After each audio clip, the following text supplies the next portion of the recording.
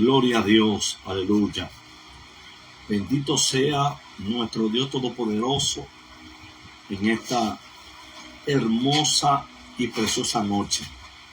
Damos gracias a Dios por la oportunidad que nos brinda, el placer, el privilegio de una vez más, un lunes más, nosotros poder llegar a nuestro programa abriendo la escritura a través de esta plataforma de Facebook y en esta transmisión de manera audiovisual.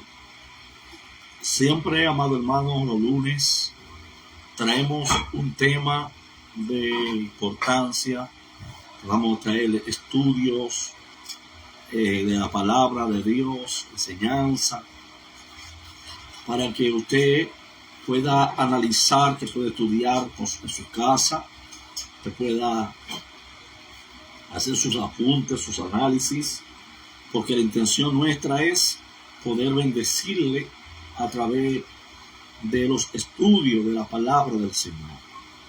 Quien le habla es su hermano pastor Félix Onel Pérez de la República Dominicana.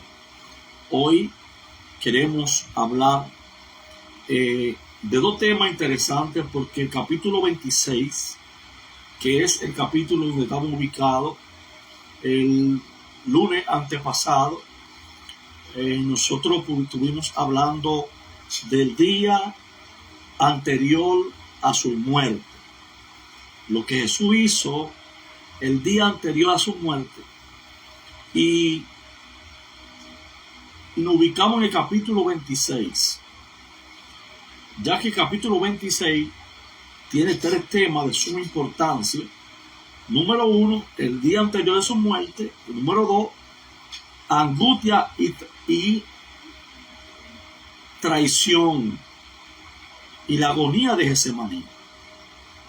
Es decir, la angustia en Getsemaní. Entonces creo que es un capítulo muy interesante, el capítulo 26 del libro de Mateo, ¿verdad? Entonces, vamos a leer algunos versículos para así nosotros poder fundamentar lo que queremos enseñar en esta hermosa noche. Gloria a nuestro Dios Todopoderoso, creyendo de que Dios ha de bendecir nuestra vida, ¿verdad? Entonces, verso 36 en adelante leemos, y dice así la escritura: entonces llegó Jesús con ellos a un lugar que se llama Getsemaní, y dijo a sus discípulos: sentado aquí, entre tanto yo voy y oro. Y tomando a Pedro y a los dos hijos de Zebedeo, comenzó a entristecerse y a angustiarse en gran manera. Entonces Jesús dijo: mi alma está muy triste hasta la muerte. Quedaos aquí y velad conmigo. Yendo un poco adelante, se postró sobre su rostro, orando y diciendo: Padre mío, si es posible, pasa de mí esta copa, pero que no sea como yo quiero, sino como tú quieras.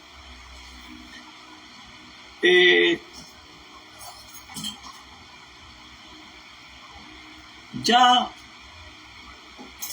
nosotros, a estudiar el capítulo 26, podemos entender, ¿verdad? Y tanto el ministerio de Jesús y el comienzo de las elecciones a los discípulos, cómo él comenzó a prepararlo de tanto como era posible humanamente de que ellos se prepararan. Pero también el mismo Señor debía prepararse a sí mismo, tanto en lo que ya estaba preparado y lo que tenía que enfrentar.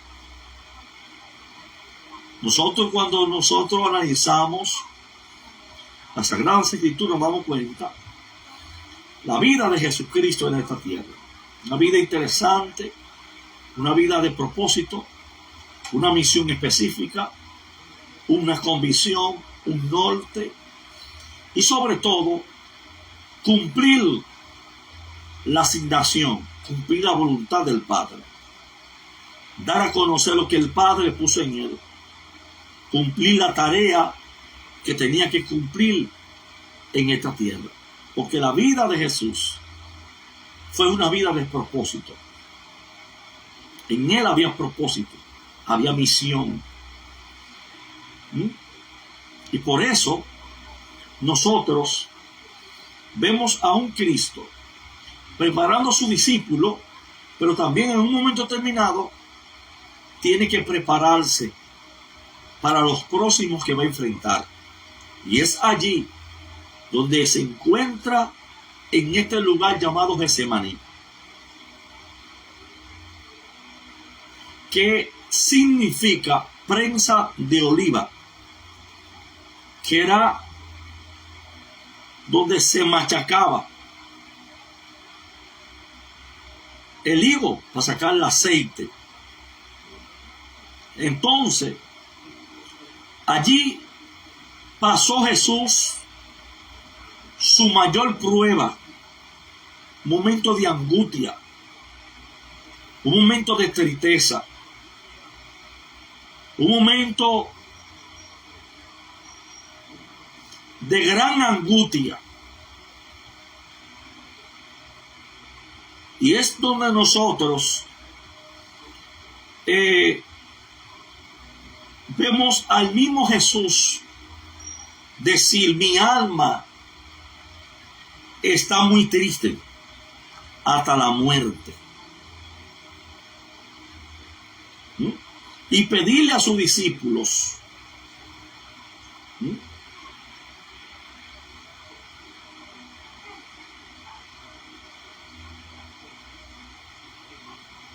pedirle a sus discípulos, a Pedro y a los hijos de Zebedeo, que se quedaran con él, que oraran con él, que velaran con él. Porque Santiago, el apóstol Santiago dice: si alguno de nosotros está triste, haga oración. Si alguno está alegre, cante alabanza. Si alguno está enfermo, llame a los ancianos para que oren. Y orando a ancianos, ungirán con aceite. Y si han cometido pecado, serán perdonados, porque la oración del justo puede mucho. Vemos a un Cristo en un momento de angustia, de tristeza y de melancolía, de gran angustia, y pidiendo a sus discípulos, a 3 de ellos, que velen con él, que oren con él. Y es donde humanamente, en esos momentos difíciles, el ser humano necesita tener apoyo. En el momento del dolor, en el momento de la tristeza, en esos momentos de angustia, en esos momentos que son de consoladores. Jesús se encontraba triste, se encontraba muy angustiado, y le había pedido a sus discípulos que velaran con él, que oraran con él. Jesús sabía muy bien la función de la oración en la vida del creyente. No solamente en este párrafo o en ese fragmento bíblico, sino en muchas partes vemos la importancia que Jesús le dio a la oración. Vemos a Jesús alimentar a una multitud de pedirla, irse aparte a orar y aparecerse a la cuarta vigilia de la mañana caminando sobre el mar y teniendo todo aquel tiempo en el monte orando al Señor. La necesidad de orar para poder enfrentar los momentos oscuros y amargos que en nuestra vida pueden tocar nuestra puerta, pueden tocar nuestra fe, pueden tocar nuestro sentimiento. Jesús estaba entristecido, se encontraba triste en gran manera y muy angustiado. Y le dijo: quédense aquí conmigo y velen conmigo a los discípulos.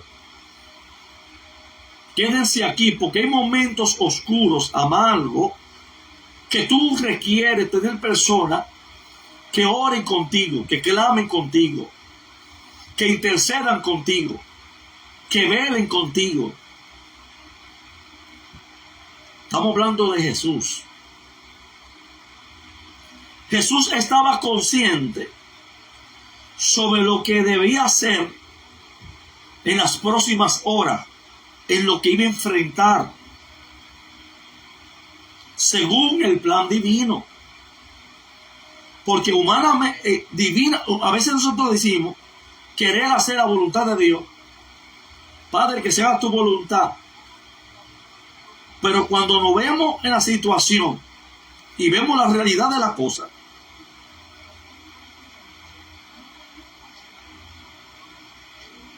el momento oscuro, el momento amargo, el momento de desesperación, Jesús debía entregarse a sí mismo para morir en la cruz. ¿Con el fin de qué? De salvar a la humanidad. Había un plan que se había trazado. Hay un plan que se traza. No es lo mismo hablar algo que vivir el momento. Cuando llega el momento de vivir lo que pensamos y sabemos que vamos a pasar por allí. Pero no es lo mismo entender que vamos a pasar que estar pasando por el momento. Porque cuando tenemos el momento encima, ahí es que se sabe de verdad. Porque mire cómo Jesús reaccionó al momento. Pero, ¿por qué? Porque ese momento aún podía dar un paso, no podía dar un paso atrás. Por eso Jesús estaba en angustia ante su mayor desafío. También podemos decir tentación o prueba. Tentación no, sino prueba. Y pidió oración a su discípulo. Pidió oración a su discípulo. Acompáñame a orar. Velen conmigo. Quédense conmigo aquí. Se apartó para orar también. Es que vemos que la oración es lo que fortalece al creyente en el momento de la dificultad, en el momento de la prueba. Por eso cuando hay prueba, cuando hay sequía, cuando hay proceso, es donde ahí tú oras más.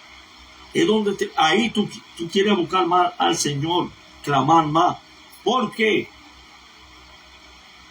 Sin embargo, Dios quiere enseñarnos a nosotros a tener una vida dependientemente y totalmente de Él. Versos 40 y 41 dice: vino luego a sus discípulos y los halló durmiendo. Y dijo a Pedro: así que no habéis podido velar conmigo una hora. Velad y orad para que no entréis en tentación. El espíritu a la verdad está dispuesto, pero la carne es débil. El espíritu a la verdad está dispuesto, pero la carne es débil, es frágil. ¿Qué es lo que quiere el Señor? ¿Qué quiere el Maestro? Entendemos la necesidad de fortalecer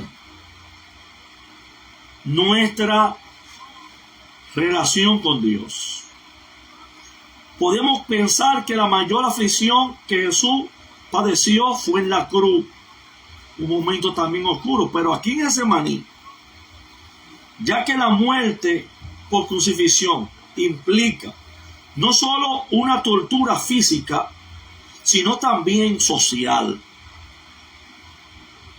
por ser expuesto a vergüenza pública.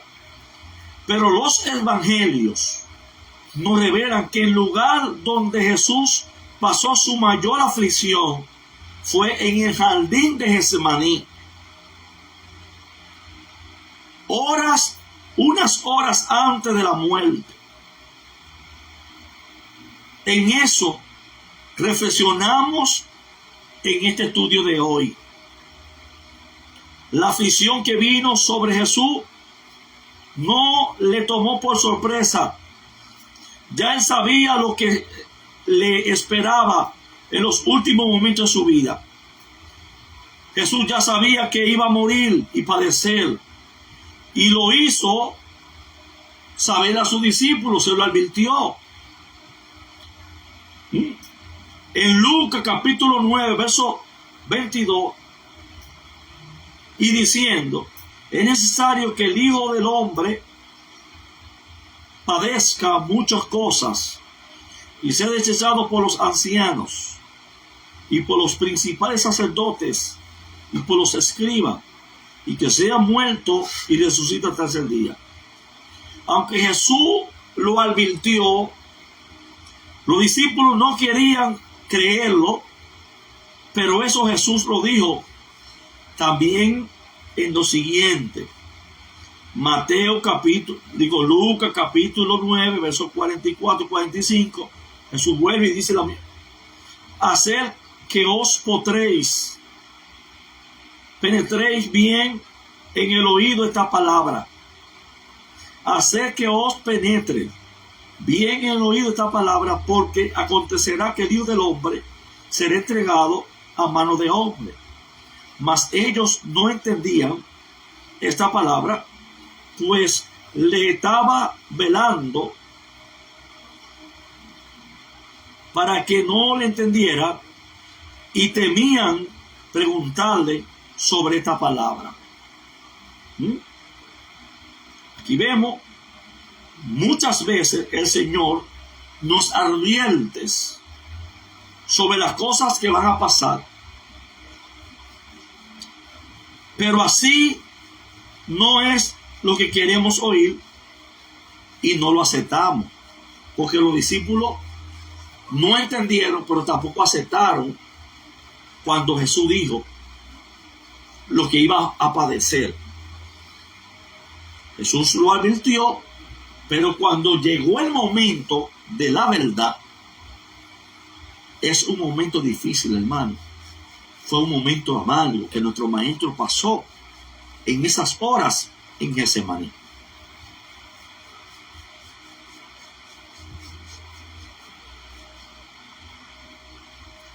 Porque mira, a veces actuamos como los avestruz, que esconden la cabeza en la arena, como si eso fuera a cambiar la realidad de la cosa. Que tú ignores no significa que eso va a cambiar la realidad de lo que se te advirtió, de lo que se te reveló, de lo que se te dijo. No, eso no cambia. En el Evangelio de Mateo, como leemos cómo Pedro reaccionó a la advertencia. En Mateo capítulo 16, versos 21 a 22, cuando la confesión de Pedro, él anunció su muerte y lo que iba a acontecer con él. Mas Pedro estaba tratando de convencer para que eso no le aconteciera. Tal vez en Pedro había una buena intención, pero mira cómo Jesús lo reaccionó. Apártate de mí, Satanás, porque me de trompiezo. En unos minutos antes, Jesús le dijo a Pedro: no te lo reveló ni carne ni sangre, sino mi Padre que está en el cielo.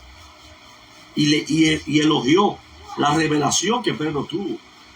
Y hubo un cambio hasta de nombre, de Simón a Pedro.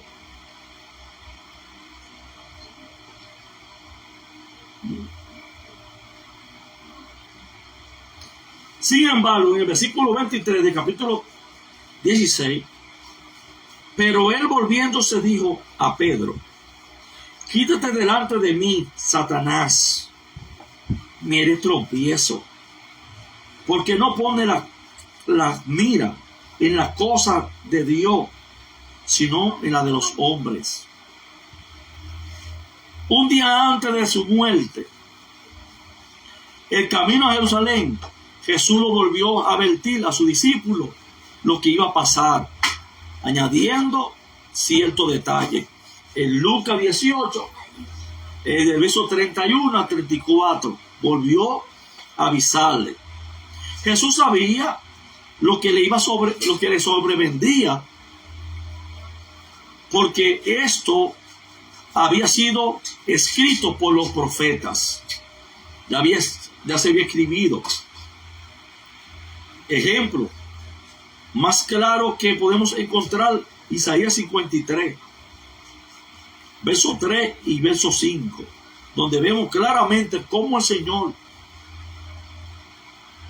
habla del padecimiento y sufrimiento de Jesús. También Isaías 53, versos 10 y 11. Jesús no solo sabía lo que iba a sufrir, sino que también sabía que sería el fruto de su aflicción, porque todo eso tenía un propósito. Aunque sabía la aflicción y por lo que iba a pasar, ¿verdad? Y que había un propósito, pero eso no quita el momento de la angustia, eso no quita el dolor, eso no quita la desesperación, eso no quita el momentos amargos, oscuros, por el cual Jesús se encontraba pasando cuando estaba en Getsemaní. Es verdad que hay un propósito, es verdad que va a haber una bendición, pero el momento del dolor, el momento de la angustia, esos momentos van a llegar y vamos a tener que cruzar por ese momento. Vamos a cruzar por ese momento porque Jesús lo advirtió, pero su discípulo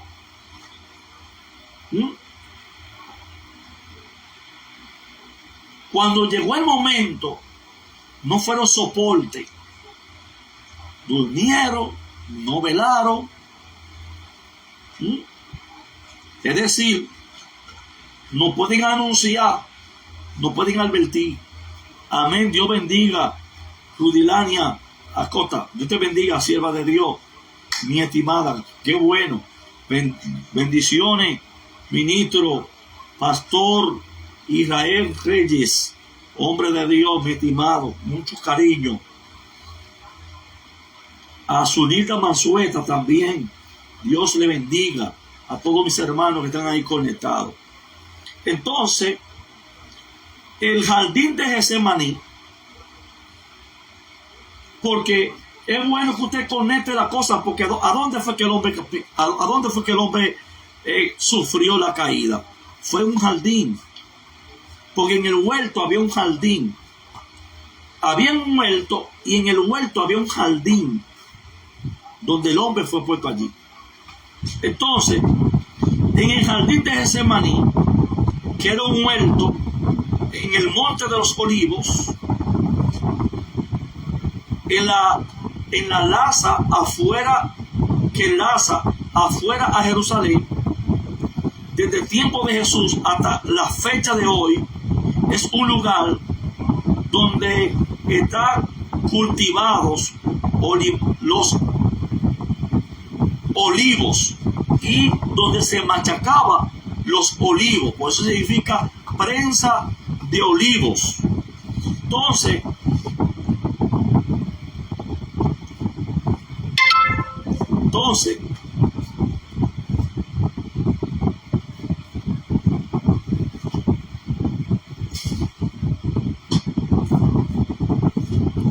por eso la palabra Getsemaní viene una combinación de dos palabras hebreas.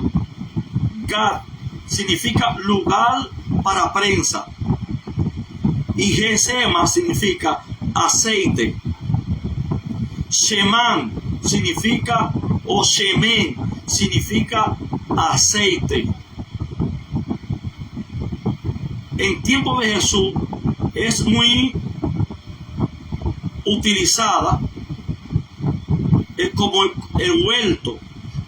Había una prensa de aceite que eso significaba que ya Jesús había sido a Getsemaní la última hora de su vida para que su alma fuese allí puesta en prueba su vida. Aunque la presión intensa que vivió allá, tan agotador, ese momento tan agotador, ese momento tan aguerrido que pasó nuestro maestro allí.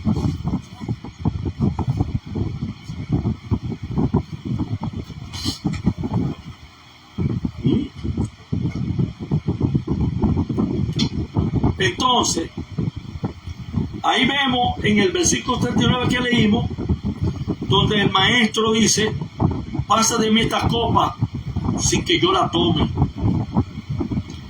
La figura de la copa va en conexión a la figura del vino que él hizo referencia en las Pascuas.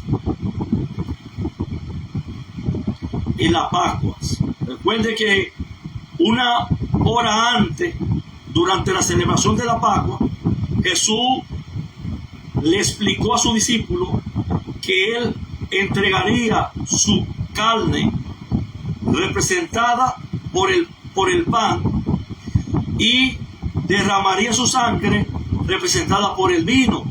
En Lucas capítulo 22, en el verso 19 y en el verso 20, ¿verdad?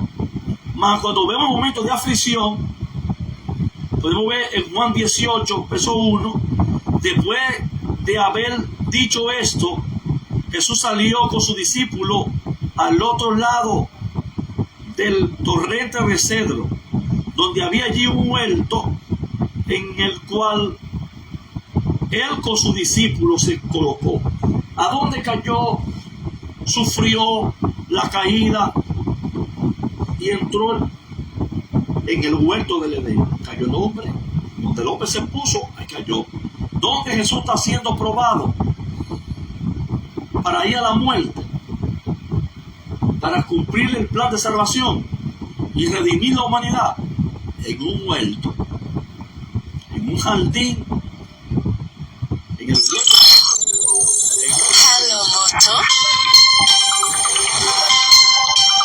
Dile a tu mamá que diga, como decía.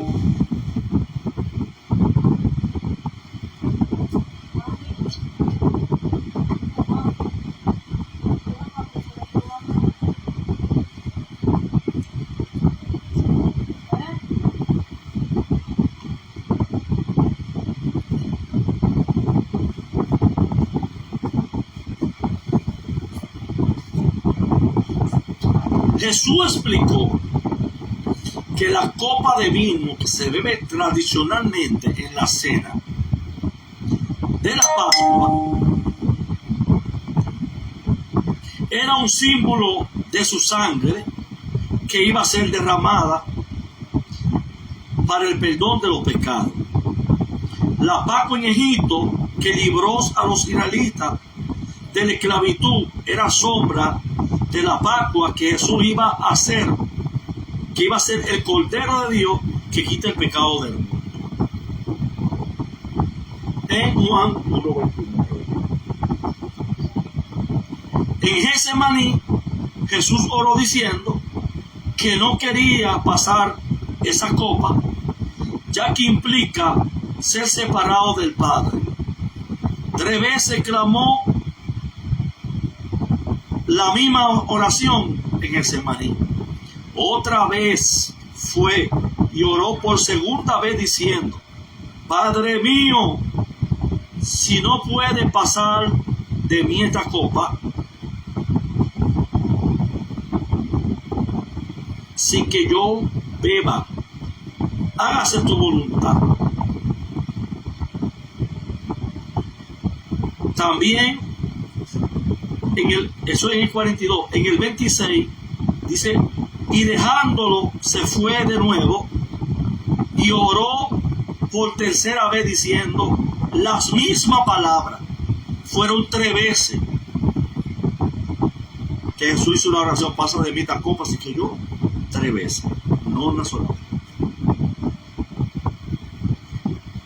3 veces Jesús rindió su deseo y voluntad propia, afirmando que él era escogido para hacer la voluntad del Padre.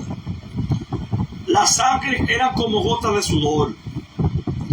Todo este proceso de rendir su voluntad le causó aflicción tan fuerte a Jesús que provocó una reacción física inusual, descrita como en la Biblia de la siguiente manera: y estuvo en agonía, orando más intensamente, y era su sudor como grande gotas de sangre que caían a la tierra. El fenómeno era tan fuerte de sudor, de sangre, que se conoce como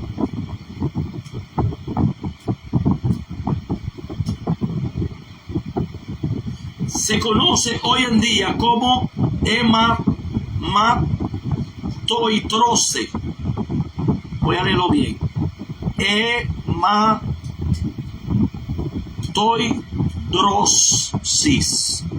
Hematodrosis es lo que hoy se entiende que le sucedió a Jesús, en una condición en que las gotas de sudor salen manchadas de sangre, debido a lo que los nervios capilares en las glándulas sudoríparas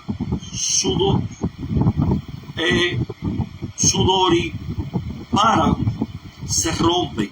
¿A causa de qué? De la tensión externa, de la tensión, del esfuerzo.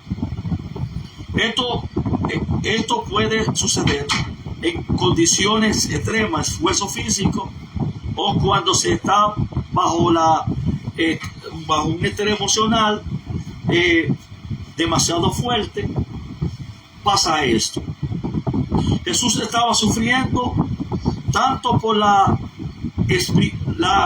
expectativa de lo que esperaba y la decisión que estaba tomando, que le provocó sudar con sangre.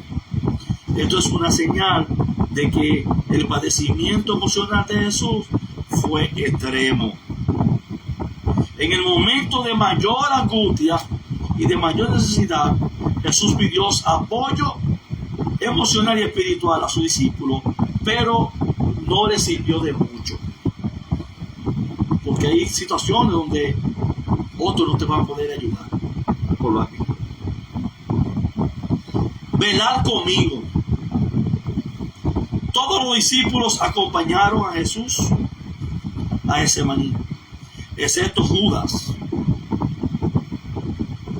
Pero solo a los 3 amigos más cercanos le pidió que se acercaran a él al lugar donde él iba a estar orando. A ellos les pidió que le apoyaran en la oración. A Pedro, a Juan y a Jacobo, que eran los hijos de Zebedeo, para que lo acompañase. ¿Ven que en este momento donde estaba a punto de padecer, de sufrir? Sin duda, sus discípulos tenían la buena voluntad de apoyar a Jesús, pero era tarde. Ellos no sabían la dimensión de lo que Jesús estaba ocurriendo en él, en el momento en que Jesús se encontraba en Getsemaní. Hay un momento donde nadie puede ayudarte, nadie puede estar ahí. Es un momento donde tú tienes que pasar como Jesús lo pasó. Amén. Entonces, luego cuando vino, le encontró durmiendo. Esta advertencia era para todos los discípulos, pues todos terminaron huyendo luego de que Judas y los soldados llegaran a prenderle. Vamos a leer el verso en Marcos capítulo 14, verso 37-38, dice: vino luego y lo halló durmiendo, y dijo a Pedro, Simón, duerme, no ha podido velar 1 hora. Velad y orad para que no entréis en tentación.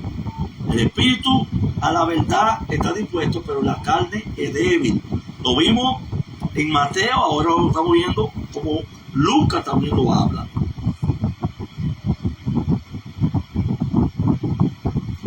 Todo creyente se enfrenta a momentos difíciles. Todo creyente que parece normal, pero de repente el Señor nos manda una advertencia, ya que la vuelta está lo que viene está a la vuelta de la esquina, y aún así los discípulos fueron sorprendidos, siendo alertados, siendo avisados, siendo anunciado la muerte, el sufrimiento. Ahora Jesús se encuentra en la agonía y los discípulos no le pueden acompañar, se durmieron.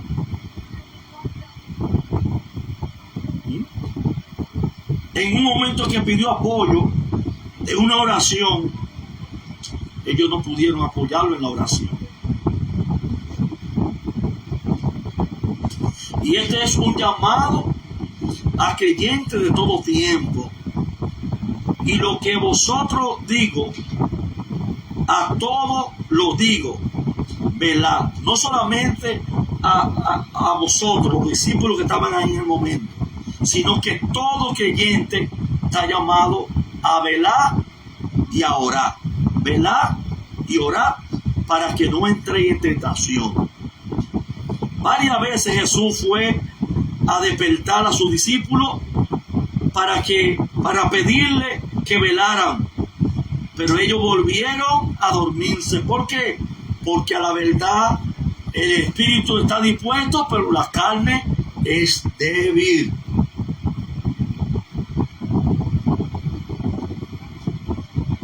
La carne es débil. Se volvieron a dormir.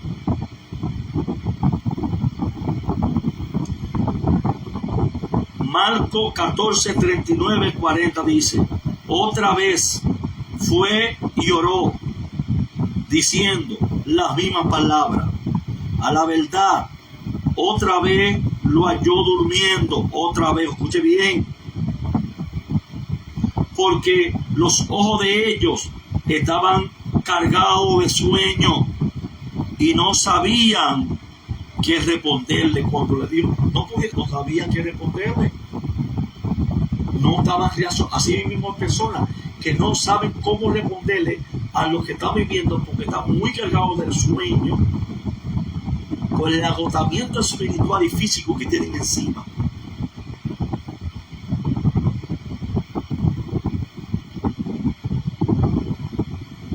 Entonces, verso 43 dice, y se le apareció un ángel del cielo para fortalecerle, porque Dios nunca deja a sus hijos solos. Cuando los hombres te abandonan y el mundo te abandona, Dios envía a sus ángeles para que te fortalezcan, como lo hizo con Jesús. Un detalle lindo en la narración de Lucas es que la mención del ángel sirvió al Señor en ese momento de angustia, le sirvió de apoyo el ángel. Un principio muy interesante que podemos ver también, que a final del capítulo, en Mateo 4:11, vemos el servicio de los ángeles a favor del maestro también. Jesús sabía que él tenía a su disposición regiones de ángeles, pero lo importante para él era cumplir la voluntad del Padre. Ahí está Mateo 26, 53 al 54.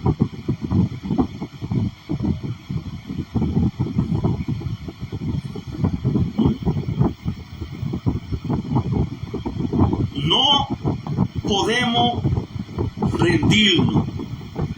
Y cuando el hombre no puede apoyarte en el momento más difícil de tu vida, Dios va a enviar a sus ángeles para que te fortalezca.